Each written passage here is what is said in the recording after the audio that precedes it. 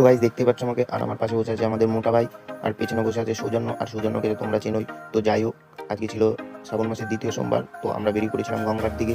তো বেশি কথা না বলে তো চলো যাওয়া যাক। তো এখন অনেকটাই দূর, আর আমরা তিনজন আড্ডা মারতে মারতে আস্তে আস্তে টোটো চালিয়ে যাচ্ছিলাম। তো গাইস আমরা চলে এসেছি মন্দিরে, তো দেখতে থাকো মন্দিরটা।